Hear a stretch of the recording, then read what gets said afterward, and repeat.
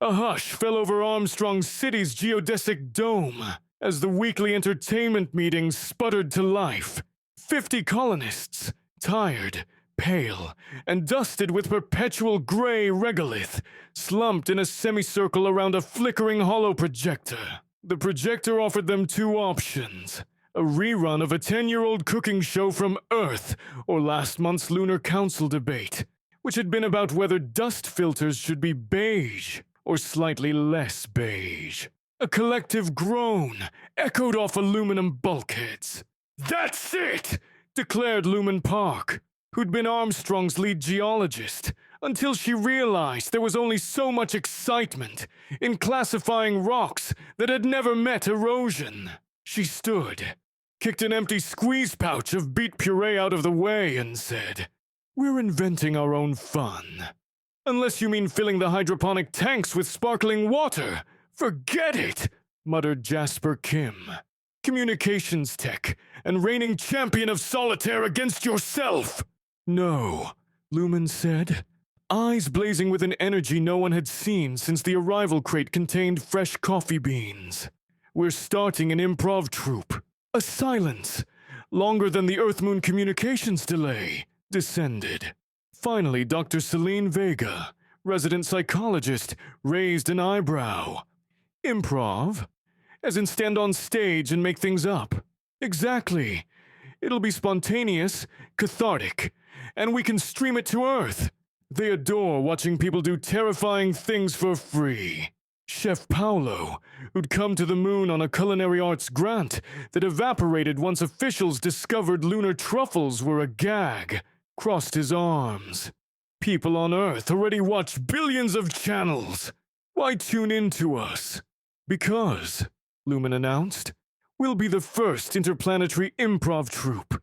NASA can't claim the rights to comedy, can they?" Jasper's eyes narrowed.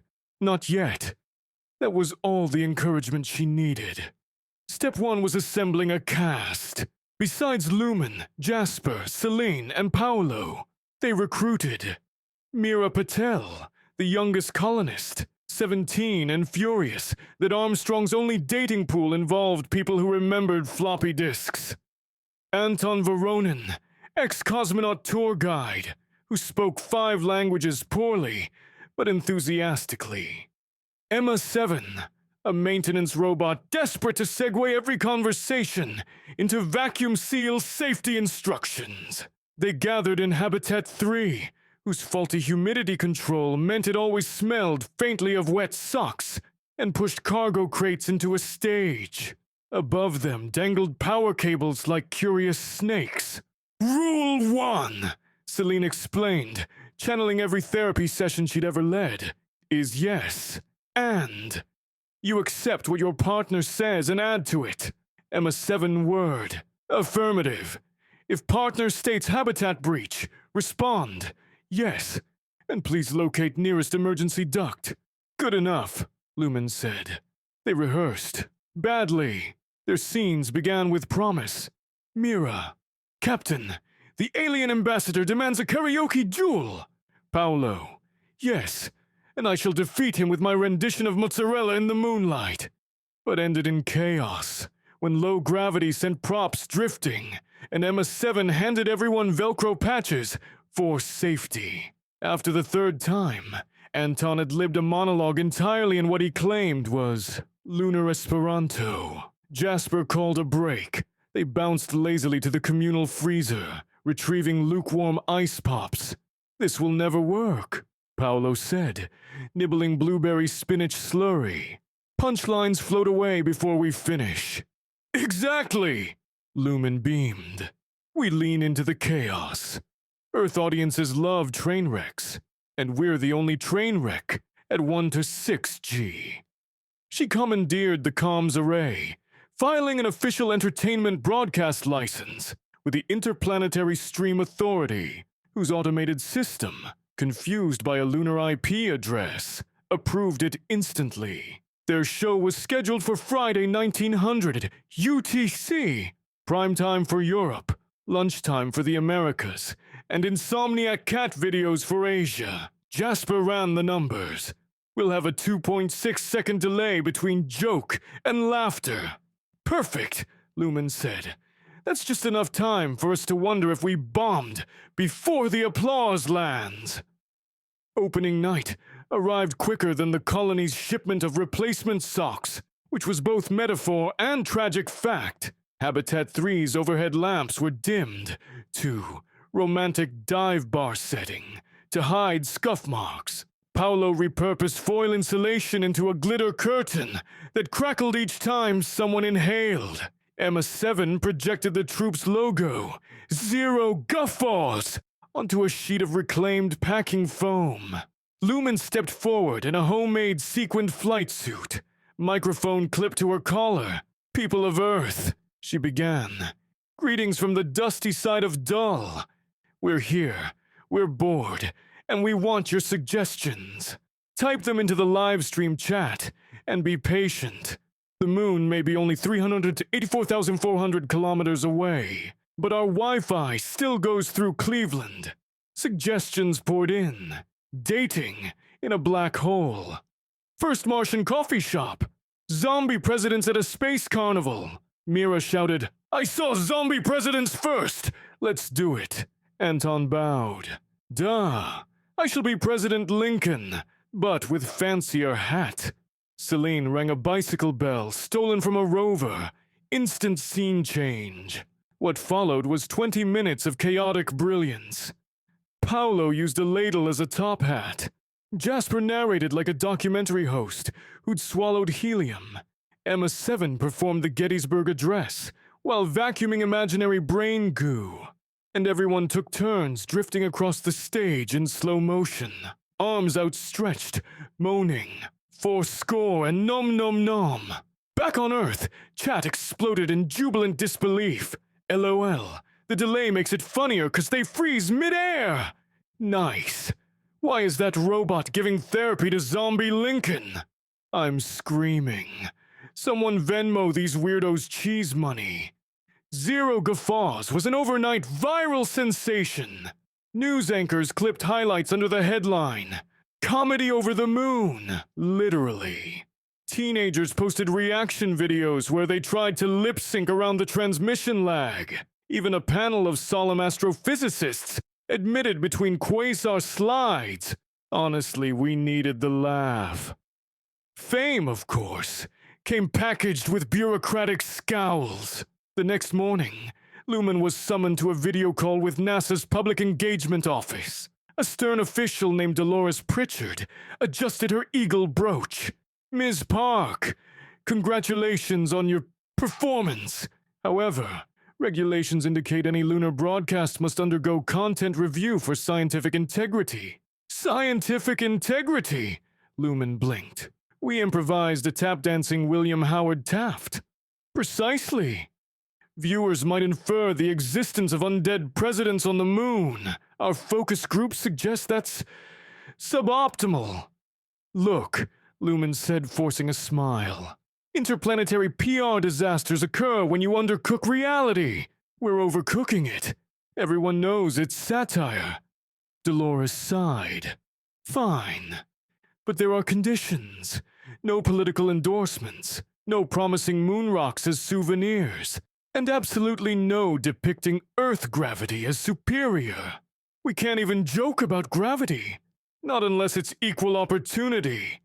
Bend Newton the same way you bend minds. Lumen agreed. Mostly because Dolores threatened to yank their supply of freeze-dried cheese curds. She convened the troupe. Good news, everyone. We're still online. Slightly censored, but online. Paolo rubbed his temples. The best jokes are political. We'll get around it, Selene assured. We just won't name names. Instead of Lincoln and Taft, we'll do generic historical figures with beards. And for souvenirs, Emma 7 added, we can offer virtual moondust NFTs, non-fungible tranquilities. Mira stared. Did the robot just invent crypto merch? Emma 7's eyes flashed green. Affirmative. Also newly trademarked.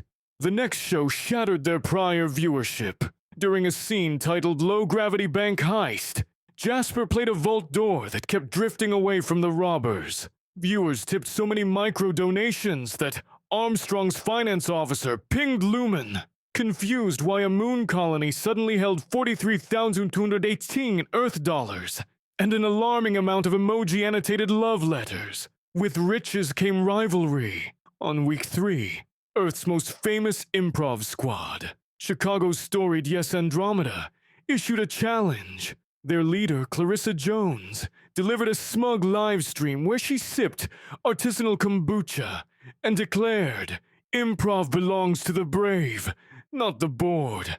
Let's settle this. An interplanetary comedy off. Winner claims the title of Galactic Guild of Guffaws." Lumen nearly spit recycled water at the screen. Did she just call us bored? Paolo shrugged. She's not entirely wrong. Jasper flung a stylus in frustration, which spun 3 graceful loops before hitting the wall. We can't compete with a troupe that has access to real props, Earth gravity, and pizza that isn't squeezed tube puree. Celine cracked her knuckles. Yes, we can. We have what Earth can never match. 1/6 gravity pratfalls. And a robot, Emma 7 added. Do they have a robot? No. They have basic OSHA non-compliance. Preparations began for the Lunar laugh-off. Rules. 3 rounds. Viewers vote live. Scenes would alternate between the troops, and prompts would be drawn from a joint chat room, moderated by an AI refereeing for civility. An impossible job, but NASA tried.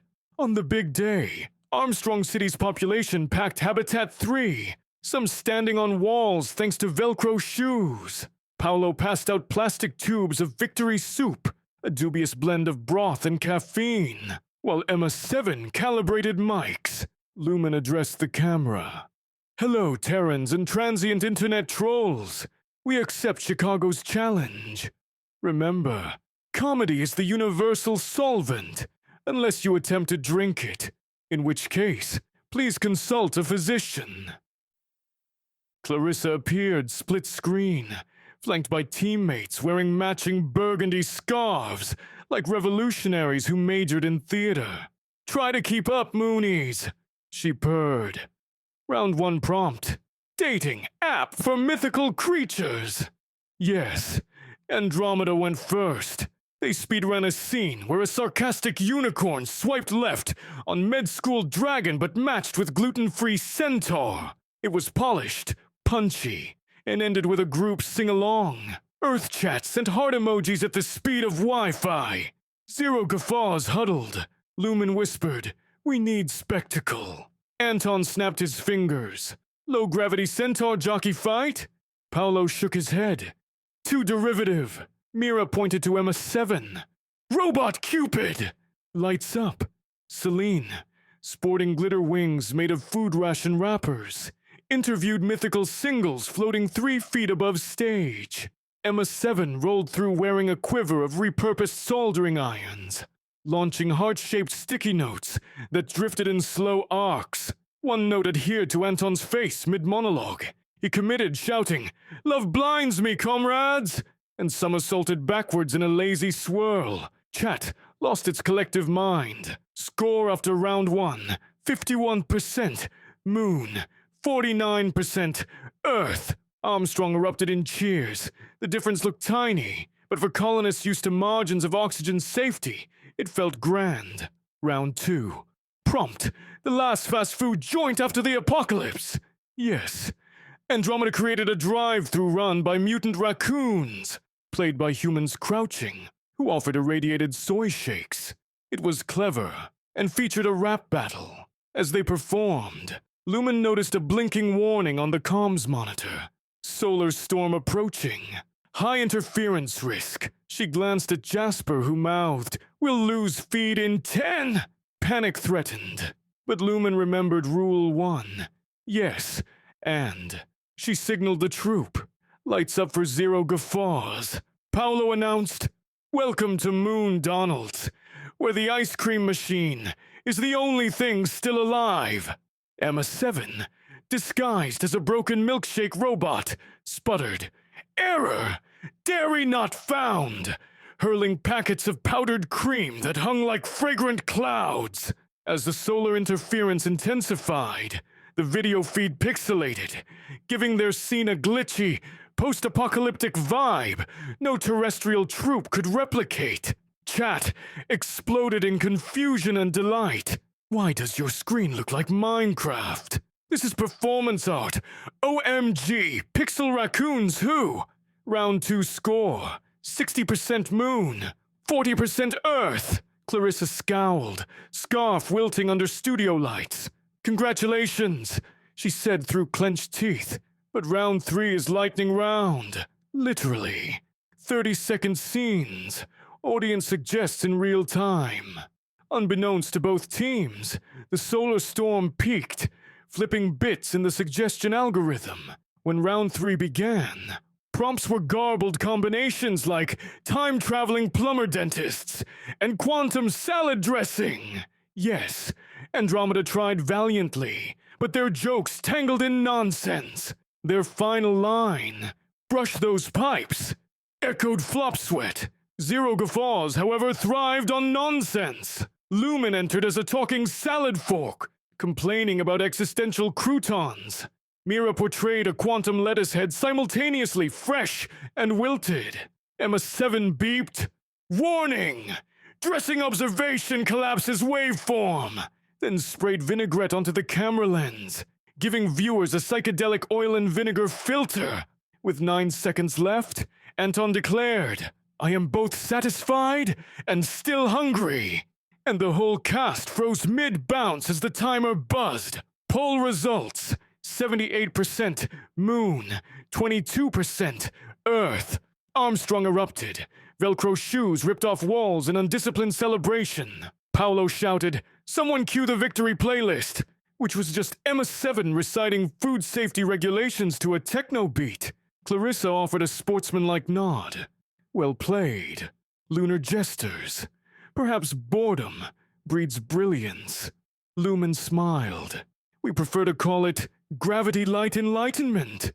The aftermath was chaos in the best sense. NASA's legal team scrambled to draft guidelines for space-based theatrical entities. Merch vendors requested licensing for plush Emma 7 dolls that said, "Affirmative, hilarious, when squeezed." Late-night hosts begged for virtual cameos.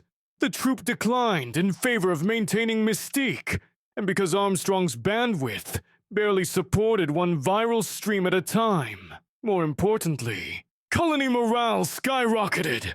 Tasks once dreary acquired comedic riffs. Mining crews played "Yes," and with shovel placements, "I dig here." Yes, and I'll mime interpretive dance about excavation. Even biologists named new fungal strains after punchlines. Fungi funialis, time-traveling lettuce. But fame carries gravity, metaphorically heavier than Earth's. Sponsors arrived with deals. Shoot our soda into space. Improvise about fizz. Try K-pop choreography in low G. Lumen convened a meeting. "We started this for fun," she reminded them.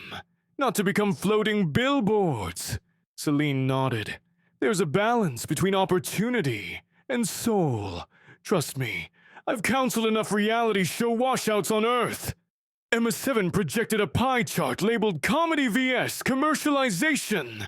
The slice for ads blinked red. Recommendation: maintain brand integrity. Also, pie is hypothetical. They drafted a manifesto. Zero Guffaws will accept sponsorship only if the product improves off-world living or comedic potential. Hence, the guffaw-resistant microphone cables were in. Luxurious lunar lip gloss was out, though Mira insisted they keep samples for research. As months passed, the stream evolved. They introduced lag roulette, where Earth viewers shouted lines and the troupe guessed what they'd be 3 seconds later. They used drones as props, chasing them like futuristic butterflies. Occasionally, they staged silent mind mime shows, letting viewers supply subtitles in chat. The funniest fan captions were read aloud next episode, creating a feedback loop of creativity spanning 384,400 kilometers. One broadcast, a small thing happened that proved bigger than any ratings spike. A middle school class in Nairobi sent a video message. "Hello, Moon friends. We watch your show every Friday at lunchtime. You make us think space is not just science, but stories we tell together. We started our own improv club called the Earthlings. Someday we'll visit you and do zero-G cartwheels. Thank you for the laughs." The troupe gathered around the screen quiet for once. Even Emma 7 paused diagnostics. Lumen wiped a tear that floated away like a tiny salty star. "Guess we're doing something right," Jasper murmured. "Yeah," Paolo agreed. "We're giving them possibility." Celine added, "And ourselves, purpose." Another Friday, another show. Habitual by now, but never mundane. Lumen floated center stage, microphone ready. She glanced at her friends.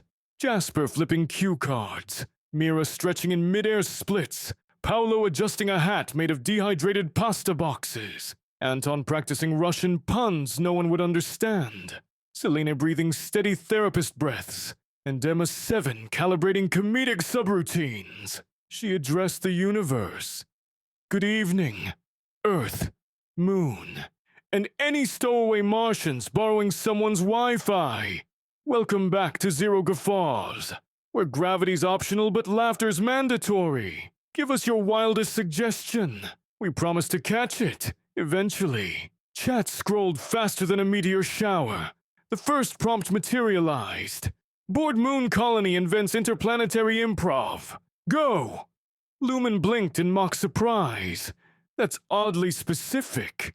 But yes, and she winked at the camera, inhaled lunar dust-tinged air, and began anew, proving the oldest rule of comedy. The best punchline is the life you're already living. Just add a little spin and let it float. And so they did. Again and again, until boredom became a relic of pre-improv Armstrong, drifting somewhere on the far side of the Sea of Tranquility, never to be missed.